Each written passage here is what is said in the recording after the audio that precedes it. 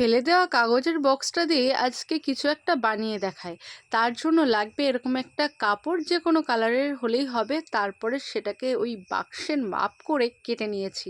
আর ওই সাইডের জায়গাগুলোকে ভালোভাবে টেপ দিয়ে নেব, যাতে কোনোভাবে কোনো রকম পোকামাকড় না ঢুকতে পারে।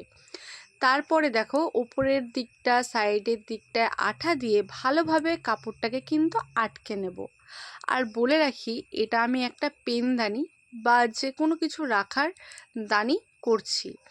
তো চলো, এইভাবে চারিদিক দিয়ে সিকিওর করে নেওয়ার পরে যে লেস ছিল ব্ল্যাক কালার, সেটা ওপরে আটকে নিয়েছি।